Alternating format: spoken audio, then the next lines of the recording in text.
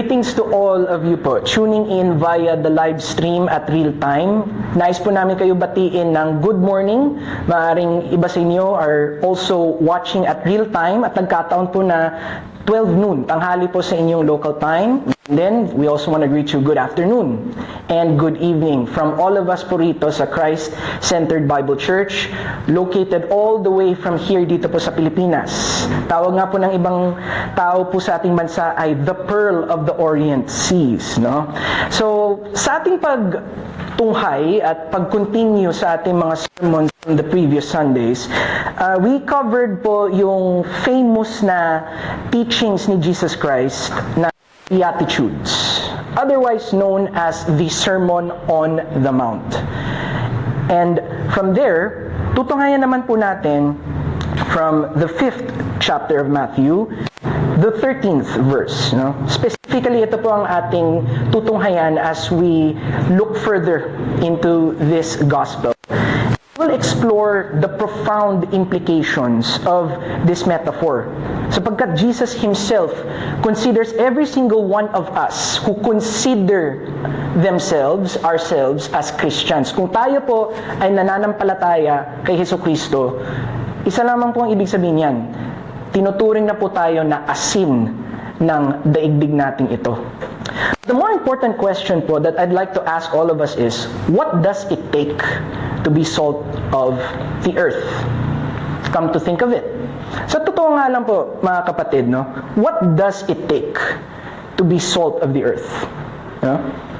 Ano nga ba po ang ibig sabihin ng namumuhay bilang asin para po rito sa mundong ating ginagalawan? No? So why don't we start po by reading Matthew chapter 5 verse 10. As it says, "You are the salt of the earth. But what good is salt if it has lost its flavor? Can you make it salty again? It will be thrown out and trampled underfoot as worthless." Sa Tagalog translation, kayo ang asin ng buong mundo. Pero, pag wala ng alat ang asin, paano uli ito mapapaalat? Wala nang kwenta yun. Itatapon at tatapakan na lang yun ng mga tao. And with that being said, may God bless the reading of His Word. So bago po natin actually tingnan yung ating passage for this time for our service, ano po ba ang gamit ng asin? No? What are the uses of salt? Today, we will be looking into two specific functions, but aside from these two that we will be looking into, I'm more than willing to share po sa atin a bunch of other uses of salt that you might find handy. Una po, lahat naman po tayo mag-agree that the primary function of salt is enhancement of flavor. Pandagdag po ng lasa. Amen po ba mga kapatid? Hindi lamang yan, no?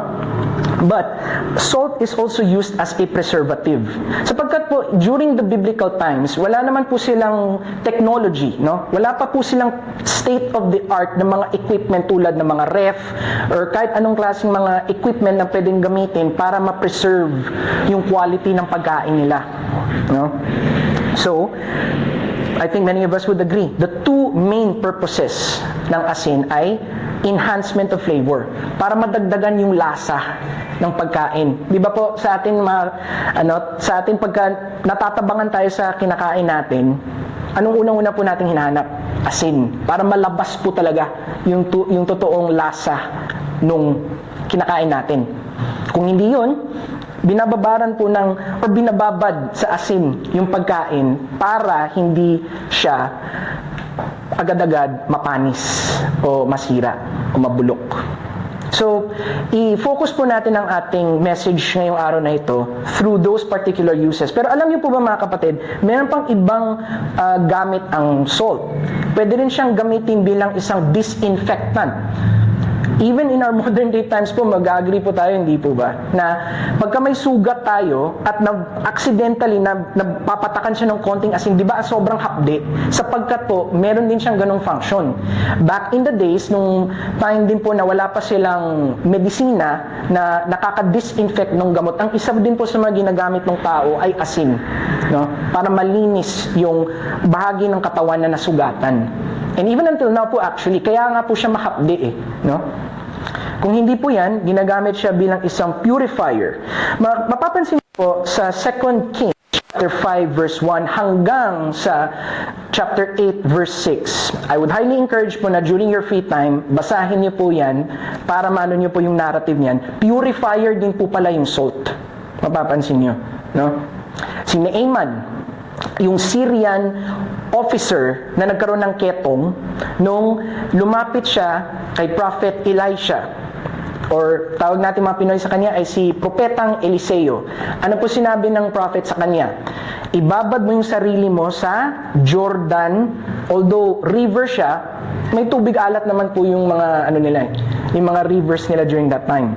At nung sinunod ng guard na ito, yung advice ng propeta, nilubog niya yung sarili niya, and after the 8th time, kung hindi po ako nagkakamali, gumaling yung kanyang ketong. No? So, purifier din pala ang salt.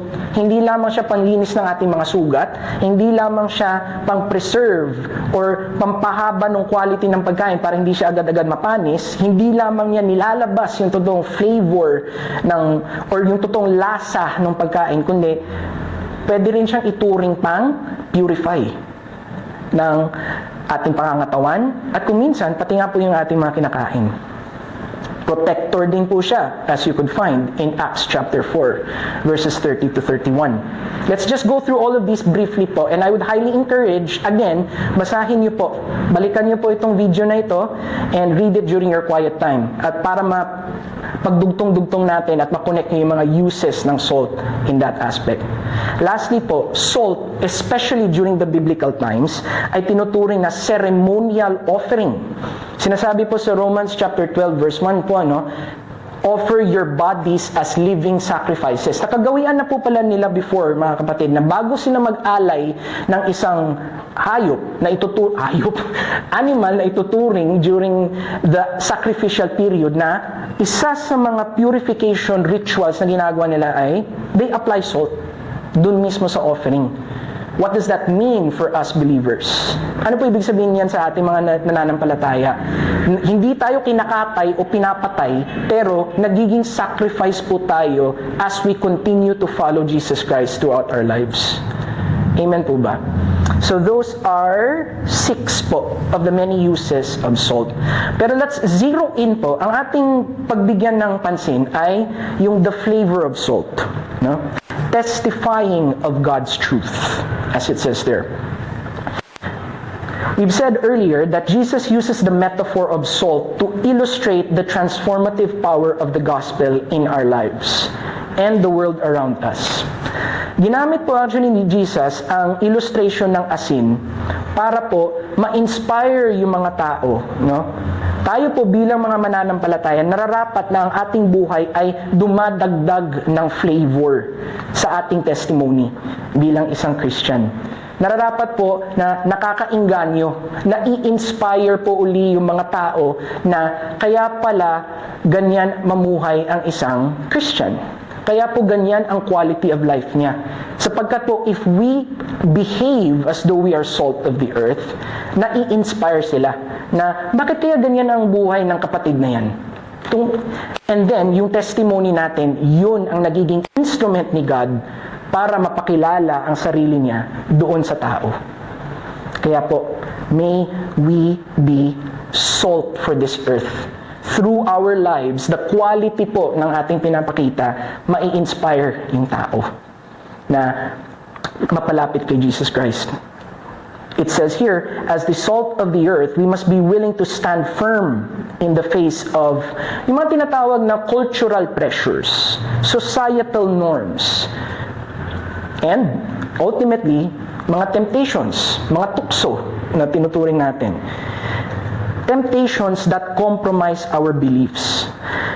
It is highly recommended po mga kapatid na hindi po tayo matakot na ipakita yung flavoring of the Christian life to other people, no?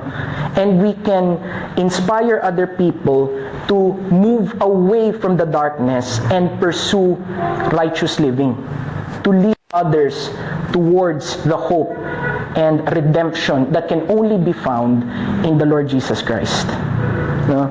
So, yan po. As salt, we add flavor to the gospel. No? Nalalasahan po talaga nung nakikinig na nakakaunawa ng gospel, the saving power of Jesus Christ, dahil po kitang-kita siya sa ating mga buhay. So let us keep asking ourselves that.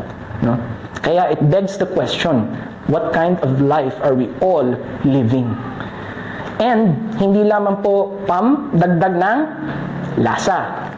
Bukod pa po doon, preservative. The preservative qualities of salt. Pwede rin po natin ituring na sustaining God's glory. No? Our actions and words ought to be a beacon of hope, kindness, and compassion to those around us, preserving God's truth and guarding against compromises. No? Pagka nakikita po tayo ng mga tao, mga kapatid, hindi lang natin dinadagdagan ng lasa yung pagkain, yung spiritual food na kailangan ng kanilang mga kaluluwa, kundi nape-preserve din yung quality. No? Alam niyo po mga kapatid, itong ating mundong ginagalawan natin, hindi po talaga maiwasan yung pagyakap sa mga tinatawag na panibagong pananaw. Katulad na lamang po ng relativism o di kaya po mga shifting values. Pansin niyo po mga kapatid, in our modern day time, pabago-bago yung mood ng mga tao. Not to mention po, sobrang polarized niya na talaga dahil sa social media and technology. Not that those things are bad, pero minsan yung mga gamit na yan, yung mga bagay na yan, yan pa ang nagli-lead away kay God imbis na mapalapit sila. So anong ibig sabihin sa atin yung mga mananampalataya? No? I-preserve natin, i-maintain natin yung testimony natin na true pa rin, emulated pa rin, kitang-kita pa rin yung buhay ng isang mananampalataya sa atin. So, again, our actions ought to be a beacon of hope, kindness, and compassion to those around us. Through our love for one another, we demonstrate the love of our Heavenly Father at nasa-showcase natin yung transformative power of the gospel. Kasi yun naman po talaga yung pinaka-primary objective ng gospel na maparealize sa tao na hindi siya nag-iisa, may Jesus Christ na nagmamahal sa kanya. So ang gagawin ngayon ng tao, mai-inspire siya na kilalanin at i-welcome si Jesus sa kanyang buhay bilang Panginoon at tagapagligtas. No? At nare-reveal yung redemptive plan ng Diyos para sa ating lahat ng mga tao. No? And offering a source of healing and comfort. Kaya po mga kapatid, pansin niyo po ito, nasa tono ng pagkakasabi yan eh. No? Nasa tono eh.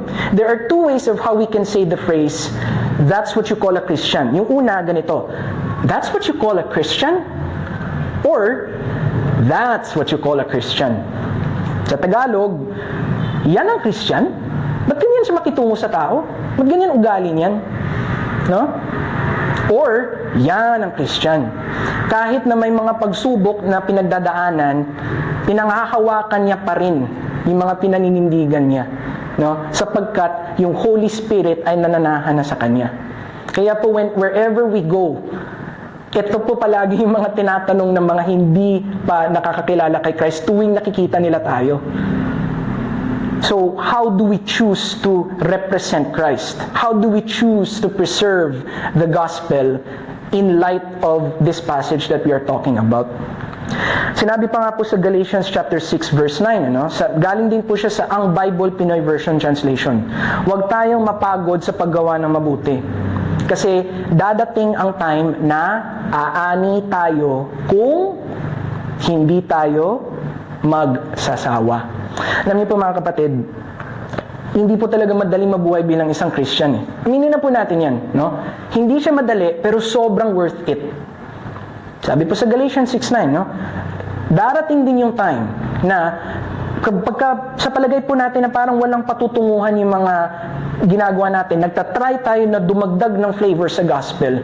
There are times na nangangawit tayo na ma-preserve, hindi lamang yung good news na mahal sila ni Jesus, pero tao din po tayo eh. No? Hindi po talaga maiwasan mapagod, gumive up, mawala ng gana, but ini-encourage din po tayo ni Apostol Pablo sa Galatians chapter 6 verse 9 na huwag magsawa sapagkat darating din yung time na yan. Kaya po, I want to ask every one of us again, how do we choose to represent Christ in that respect? A real Christian, when bombarded with 99 reasons to throw it all out the window, will hold on to the one reason not to throw it all away. Paano po natin malalaman ng isang mananampalataya, mga kapatid? Kapag inuulan na siya ng 99 na dahilan na iitsipwera na lang, itapon na lang lahat ng yan, kakapit siya doon sa isang reason kung bakit hindi niya ibabaliwala yung mga pinaninindigan niya. That's how we can tell what a real Christian is. Amen po ba? Amen po ba? So, in light of all those things, sa lahat na po ng mga napag-usapan natin, so, flavor, dumadagdag tayo sa flavor. Pine-preserve natin yung gospel. Ano ngayon yung mga iba pang application steps or ang resolve na dapat natin gawin? Una, cultivate godly character. We cultivate godly character by immersing ourselves in the Word of God and spending time in prayer. And as we develop a closer relationship with the Lord, the Holy Spirit will work in us, transforming us into the image of Christ. So, hanggat makakaya natin, sikapin natin maging kawangis ni Christ. Not to the point na gagayahin natin yung pagpako niya sa krus, pero pinipersecute ba tayo? May mga pinagdadaanan ba tayo ngayon? Pwes, i-apply natin ang Galatians 6:9. Huwag tayong sumuko. And that is what it means to be Christ-like for ordinary people tulad natin. Pangalawa, engage the world. Sabi po sa Matthew chapter 28 verse 22, ang sinabi po ni Jesus, di ba? Nung umakyat na siya sa heaven, go and make disciples of all nations. As a matter of fact, yan nga po yung mantra ng Christ-Centered Bible Church. Not only do we aim to magnify God with the involvements that we are getting ourselves involved in, but to make disciples at the same time. We cannot be salt and light if we isolate ourselves from the world. Instead, we must engage our communities and our workplaces. Gayon din ang ating mga social circles. It's important po mga kapatid that we be intentional in showing Christ's love and sharing the gospel. Lastly po is to respond to the needs of others. Maging available po tayo tuwing may pagkakataon. Huwag na natin palipasin, huwag nang patumpik-tumpik pa. Colossians 3:23, palagi po nating i-default mindset na pagka may ginagawa po tayo, whether for the church or secular na duty ito, we are doing this as though we are doing it for God. Sapagkat po, the world is filled with brokenness and pain. As salt, we must actively seek opportunities to extend a helping hand. Comfort the hurting and share the good news of salvation. So, ano nga ba po ang ibig sabihin ng pagiging salt of the earth? The temptation to give up is there. Pero kapatid, there is encouragement. Galatians 6:9, huwag po tayo magsawa. Sapagkat the time will come that we will reap a harvest as long as we know that we are living a life na kalugod-lugod kay Lord. So we can change the world one life at a time. Itong aming samot dalangin, in Jesus' name we pray. Amen and amen. Brothers and sisters, the word of the Lord. Marami pong salamat. God bless po.